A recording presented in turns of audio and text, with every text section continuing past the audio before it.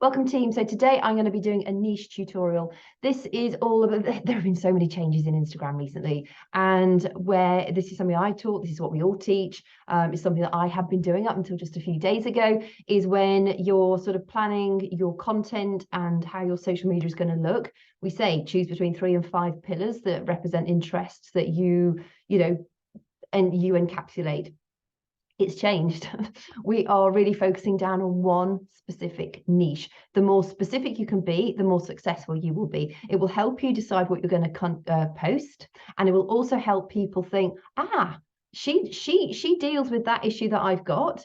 So I can see from her posts that they're all pretty much around the same topic. I'm going to follow. That's how you build your following from colder accounts that you're not already affiliated or associated with. So in all open transparency, I'm showing some slides from Shalene and Brock Johnson. I'm doing a trial run with Insta Club Hub. I think it's fantastic.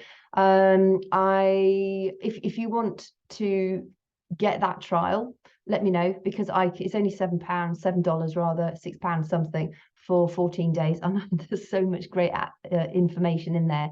I'm literally working my way through it because I need to decide whether I want to take on the annual membership or not. I probably will. But for now, I want to dive into this workshop. Respective of your time, also I've got a shitload of stuff to do.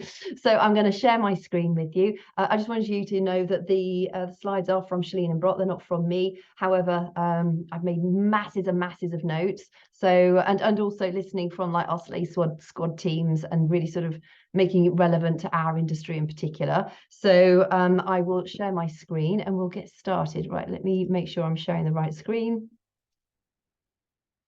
Okay. Right, so you can see this. I'm just going to make it more specific so it's easier for you to stay on track with it, because it can be a bit distracting, I think, when there's, I don't know about you, for me, if I'm looking at other stuff as well, I just get distracted. So I am a squirrel brain. So the psychology of a follow. Essentially, you stand out by niching down. Your bio describes the content that you offer, and I'd ask yourself, what made you follow someone the last time you followed them? Why did you follow them? Most people will say it's because their content is relatable, it's educational, it's funny, it's just good quality content.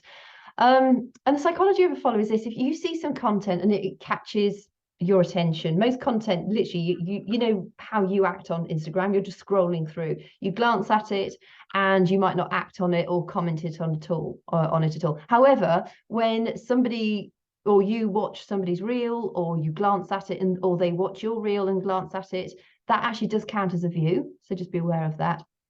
But you might be seeing that people are, you might be seeing that your posts are getting lots of views, but no interaction, nobody's commenting or following on it. Okay. But if there's something that you scroll past that you think, oh, I like the look of that, you'll go to their account and you'll think, oh, I'll see if there's any more of the same stuff. I like that stuff.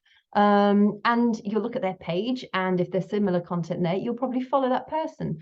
If the content doesn't match, you're probably not going to follow that person. Okay. So for instance, I have recently been doing, I think they're funny. I love them. I love my recipe reels. They're funny. However, I'm not really a recipe brand. I'm menopause and belly fat and energy and positivity. So I'm going to have to stop my recipes, unfortunately, for the moment. I can do them in my stories. I'm just not going to have them on my feed. And same applies to anything that doesn't represent my immediate niche. But we'll go into that in more detail. There was a study that said 94% of people would say they want to follow an account with a niche than without a niche. So if you have not got a niche, you are saying goodbye to a huge proportion of followers. So just be aware of that. The only exception if the person is a personality, celebrities, they don't have to have niches. They've just got massive accounts and people follow them because they're famous. And technically they can pretty much post whatever they want. So, and a lot of people may have started building their following organically like we do, and their following may have got so large that they're allowed to post pretty much whatever they want. to be quite honest, the greater your following, the larger your following becomes, the more then you can branch out a bit. But certainly for the earlier days, the more you can niche down, the more effective it's going to be for you. You really look at it like a tree. It's like, if you have to build a solid foundation before you can branch out. So your solid foundation is a really strong tree trunk and roots. And then as you sort of build that trunk and it gets taller and higher and your follower count grows, then you can start to branch out a little bit more. So what is a niche? It's a specialized subcategory of an industry. It is meant to attract or serve a very, very particular population. For instance, I think people get confused with industry and niche. So what is an industry? An industry is mental health. Industry is fitness.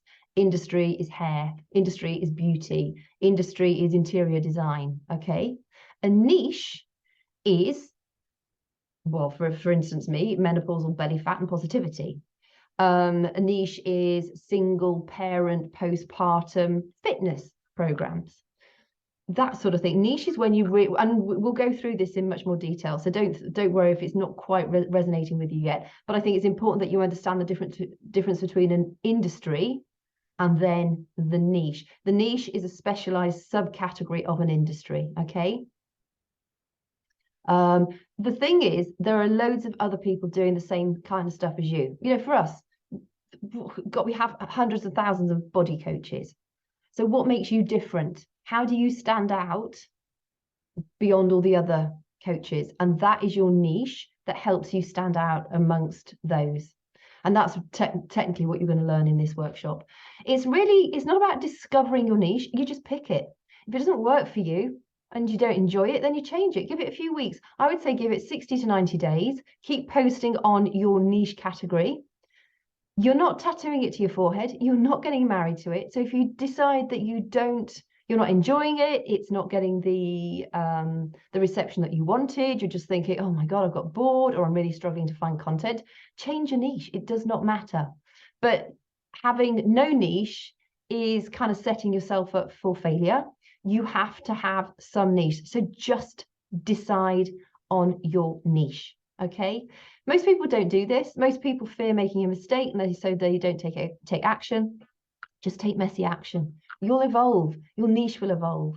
Nothing is set in stone. As you get older, as you develop, as you learn more skills, your niche will evolve. I will not be talking about menopause forever. It's because this is my phase of life at the moment. In my 30s, I wouldn't have talked about menopause at all. I probably would have talked about being a single parent and postpartum fitness, So your niche will evolve. It doesn't have to be the thing forever, but just make sure that you are aware of, what your niche is. Just as a reminder, you just pick it. You don't have to find it. And this, you might want to take a screenshot of that, why having a niche matters. Helps you stand out from the competition. It's a clear reason for people to follow you, because they know exactly what you are talking about. It's literally it's the what do you post about. It gives you credibility because people can see you consistently posting about it. It helps you decide what content you're going to be posting because it's all niche related, and it's a starting point for you. And Donald Miller, when you confuse, you lose. And it's true. If you're confusing your followers, if you've got too many different aspects on your feed, they're not going to know what you talk about most. The majority of your feed posts should be related to your niche, which brings me on to stories. You can post what you want in your stories. It's just your feed posts, and also your reels. Your reels are feed posts, although you share them to your stories as well. They must be niche related. With stories, that's when people really get to know the who behind the brand.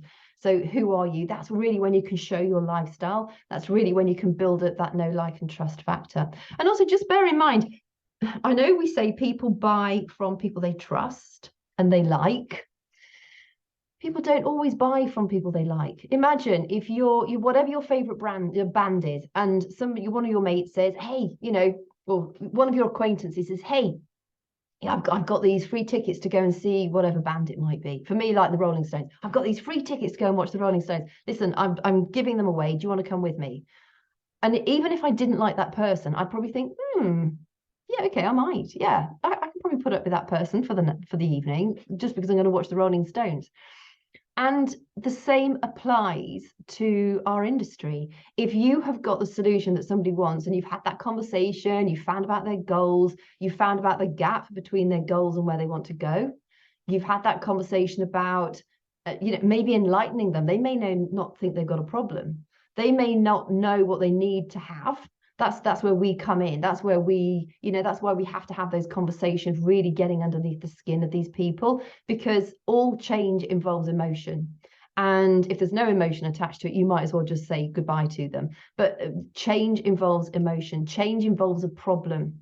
You are the solution to their problem. And they may not think, they may not invite you to a dinner party, but they know you can help them. So don't worry about being best buddies with everyone. That's not always the case, that you need to be best friends with them, but you do need to be showing up consistently for them to build that trust and that confidence in you that you can help them get where they want to go.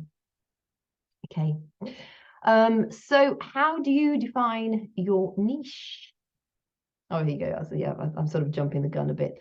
To define a niche, it really is working out the what and the who. Okay, what do you post about? It's nothing to do with who you are. It's not your resume. It's just what you post. What are you posting about consistently? And then the who is, who are you posting it for? This should be a very, very specific group or a subset of a community. And the more specific you can be, the better. Okay, so we'll start with the what. You might want to take a screenshot of this slide as well. Let me just pop that there. So, do this as we're going through this. Write down now, you'll need to pause this. What are 3 things that you love talking about? This is going to help you find your niche. So what are 3 things that you love talking about? What are 3 things that people ask you about all the time? What are 3 things that you've figured out that made your life better? What are 3 things you're better at doing than most other people?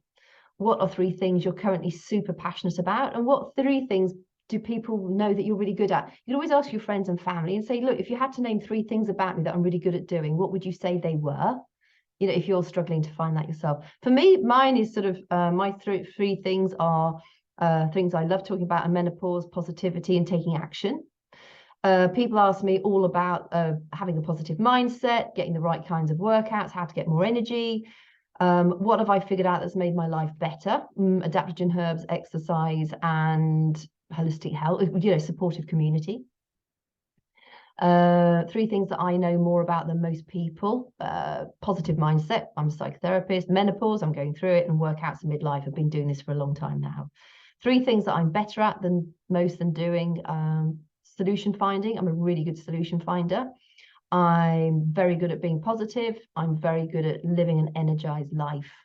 3 things that I'm currently super passionate about: belly fat loss, menopause, and positivity. And 3 things that people know I'm really good at: positivity, menopause, stroke, weight loss, and listening. People always tell me that I'm a really good listener.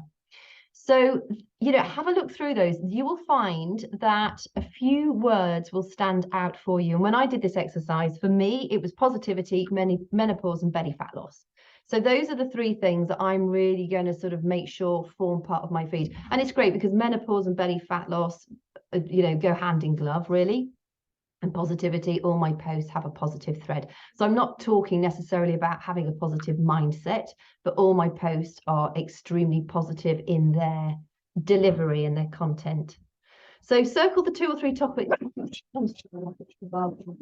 Circle the 2 or 3 topics that come up most, and then write it down just like we have done here. Make 2 columns. So on the left, write the what, and write down the top 2 or 3 things. And then in the column on the right, write down the who. So who are you going to be, posting your content for? So go through there. So narrowing down the who. So who is the type of person that you're most confident in helping or teaching or creating and speaking to about this subject? try and be as specific as you can. So what's their age range, their gender, their level of experience? You might want to take a screenshot of this slide, because again, I'm not going to go over this in a huge amount of detail, but this will help you break down the type of individual that you're talking to. For me, my who is menopausal women. So they're midlife. I'm not really worried about their marital status. Most of them have got a reasonable level of education. I think, you'll find that the individual that you are will also attract the types of people that want to follow you. So you're likely to, I share quite a lot of humorous stuff. And so my humor will appeal to people with my sense of humor. It won't appeal to people who have not got my sense of humor. Economic status, again, I think that's fairly similar. I think you tend to attract the same type of demographic, but just be aware of, who are you talking to? Who do you want to talk to? And the more specific you are, the more you can speak to someone's personal experience, and it just creates instant connection and trust. And try and think of one individual that represents the demographic that you want to talk to. I even call mine's called Lulu. I see her as Lulu. That's what she is. I can see her in my mind's eye. She's quite bolshy. She's quite energized. She's very funny. She's really solution focused. She doesn't mope. But she might need a little bit of help, just sort of staying on the straight and narrow with her eating and her food, and eating and her fitness. But I can see her in my mind's eye. So when I'm writing my post, I'm writing to her. I'm not writing to like a huge group of people. And beware when you're writing your content, always write you, not you all or all of you. You're writing to one specific individual. And when you can see that individual in your mind's eye, it's much, much easier to come up with content, because to a degree, she's a reflection of you, or he's a reflection of you. So start with the what or the who, and then you can work backwards or forwards to work out your niche. So the who, what communities do you identify with? What age group? What community have you been a member of? What traits or challenges have you overcome? What labels have you overcome? How would you describe yourself? And this is just giving you a good sort of idea as to, the what and the who. So here you go. This is too broad. Women, there's loads of women. Half the population is women. Females over 30, there's quite a few of them as well. Here, be much more specific about who you are talking to. Okay, so that was the first one. This one's the second one. Okay, and just pick one. Just pick one. It could be young mums, menopausal divorcees, new entrepreneur, college students, caring for aging parents, stay-at-home mums, mums with new babies, mums with twins. So just the what examples. Here are a few more what examples as well. Could be time management, mindset tips to get people started in their entrepreneurial journey, balancing work, school and life, growing a business and raising kids. So here's a few more. Take a screenshot of those, because this will help you work out your who. We've pretty much gone over this already. Take a screenshot of that. And then a few niche FAQs. So these are often what people, and within the industry, I think we all wonder this, aren't my followers going to get bored? No, because the chances are they're not seeing all the posts that you put out anyway, just because of the way the algorithm works and timings. Especially if you post at different times in the day, they are not going to see everything that you're putting out there. And also remember that they've chosen to follow you. It's going to be like you go to your favorite shop to buy clothes. You don't mind going to the same shop that always has the same sort of style of clothing, and you probably buy 5 hoodies of the same color, of the same style but different color. That sort of thing. The only reason they'll get bored is if your content is boring or doesn't serve them. And then remember also that your stories are where you build trust and relationships. Okay, so another one is, well, what if I have a lot of passions? We all have lots of passions and hobbies. That's the way it is. That's why the stories are so beneficial, because that's where you can talk about those, and those are what will help make you more unique. Like I said at the beginning, it used to be that way. We were all told to pick 3 to 5 pillars for your content. Now you just need to pick one niche. It's lovely that you've got a cute dog, or your salad for lunch looks amazing, but it doesn't serve me in the niche I thought you were in. Okay, so just remember that you're not doing this. your feed is not your picture book for you. You can always have another feed for your picture book if you want.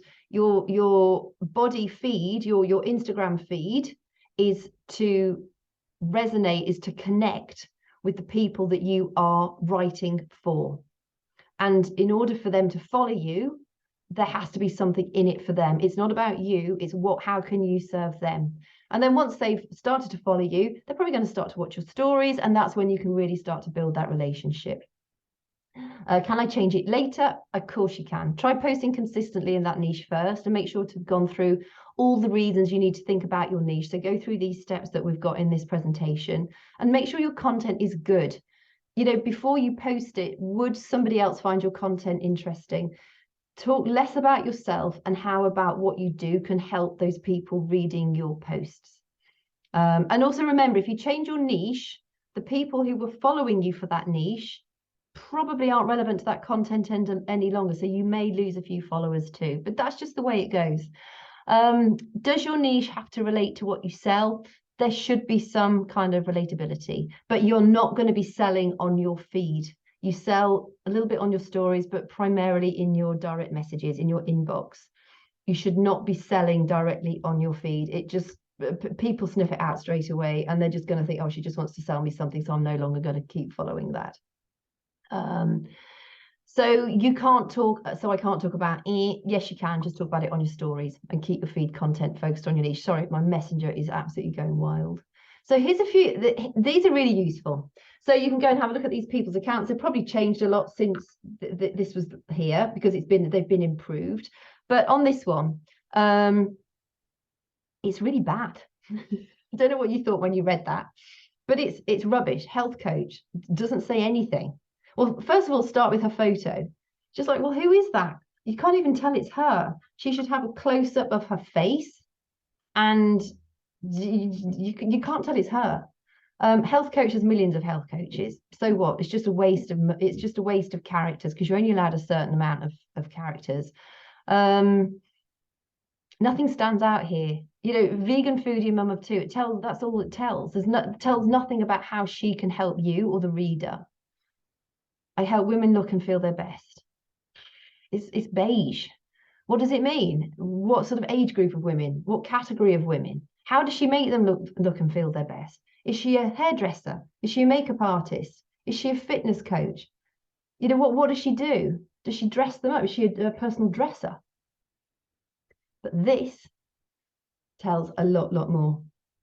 It's the same account, and it's much better. So you can see her image there. To do that, to get that little circle behind, the app is brilliant. It's called Photo Room. It's a free app. Just download that, and it will remove any background that you've got in your image. So it just leaves your face or whichever part of you you've added up into, or added into the photo room, and then it gives you options to choose those little circles behind the actual image. I use Photo Room to take away the background for all of my Menopause Mondays image, cover images, and it works really well. I just use transparent for my Menopause Monday because I put like a pretty blurry color scheme behind it. But give it a go. It'll make more sense when you have a look at it. But download Photo Room. The actual image is, if you go to the app, it's like a navy blue square with a sort of purpley blue just PR on it, and the P links to the R. So just have a look for Photo Room, it will pop up, and that's how you make those profile photos look like that, and it is really good. So this tells you so much more.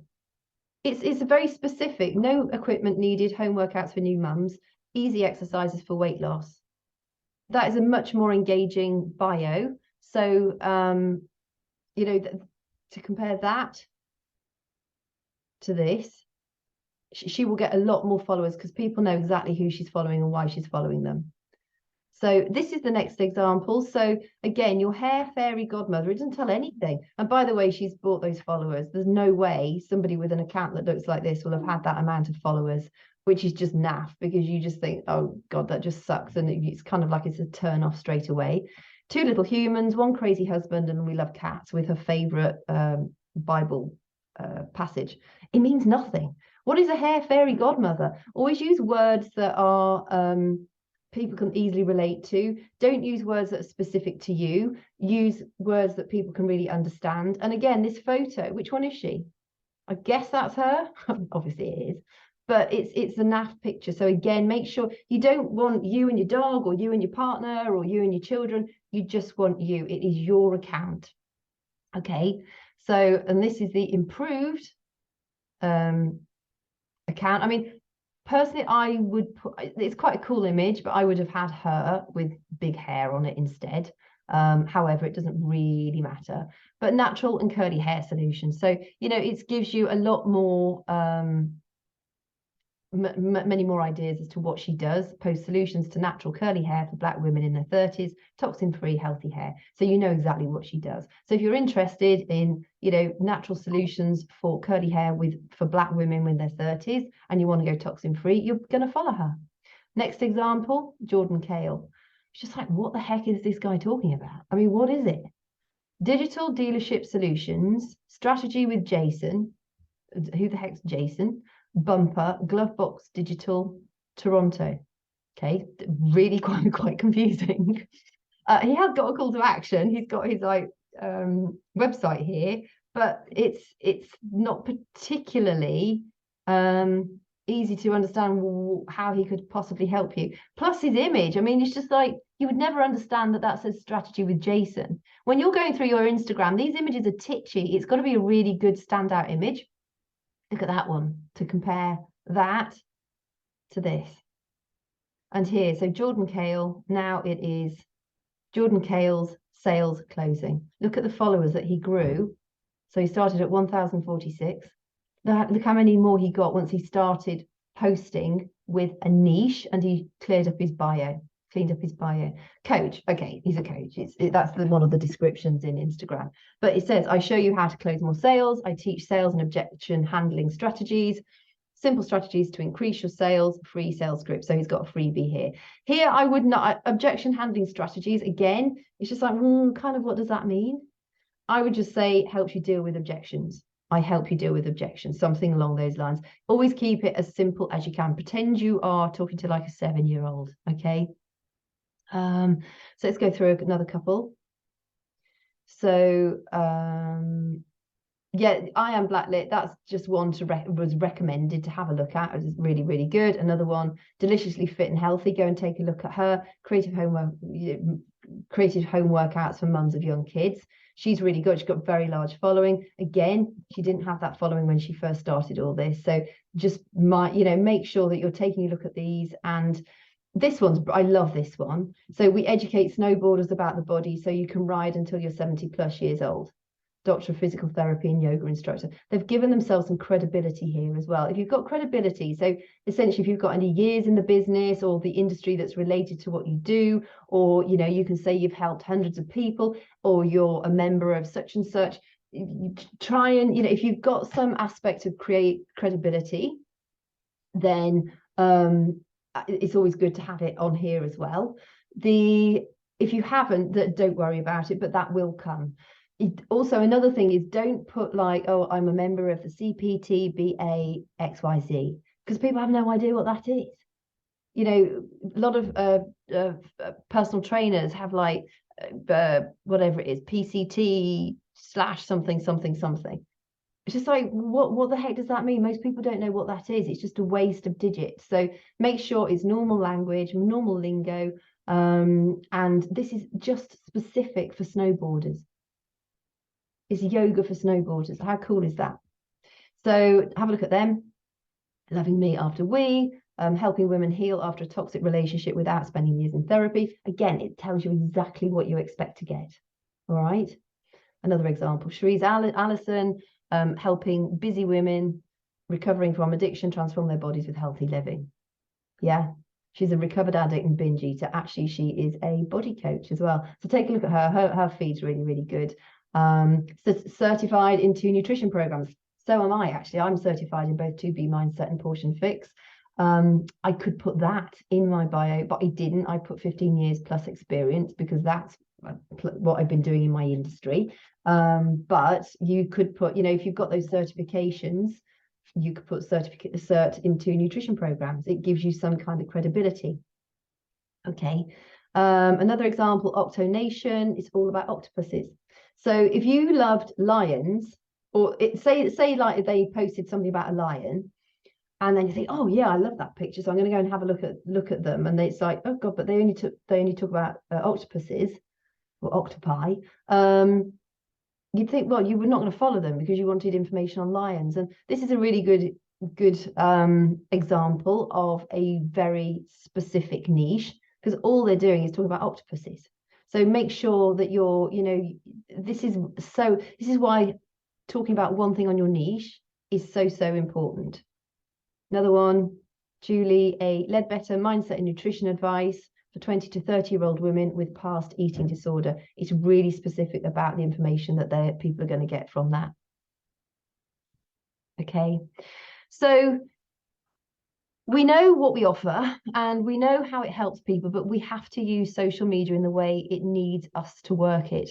We all want something that solves a very specific problem from someone that you trust. Your bio essentially describes the content that you offer. So no one will follow your account if you only post about what you sell, for a start. Your posts have to encourage people to follow you.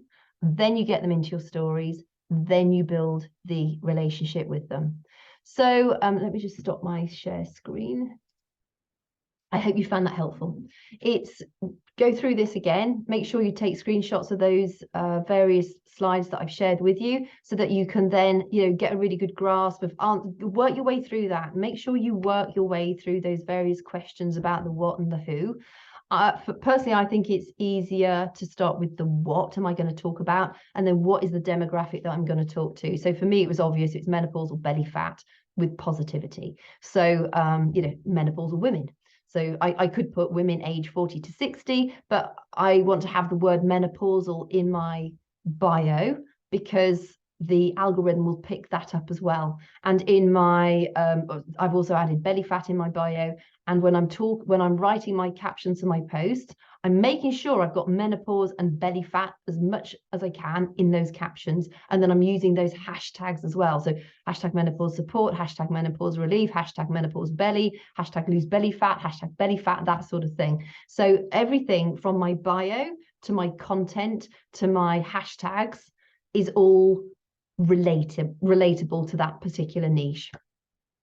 Like I said, I've only just started tweaking it specifically for menopause and belly fat, which is a shame because I like posting about the other stuff too, but I will just do that on my stories. Remember, your stories, you can talk about what you want. Just on your feed, for the moment, the way Instagram is, you have to be talking about one niche if you want to grow your following fast. So any questions, let me know, and thanks for your company.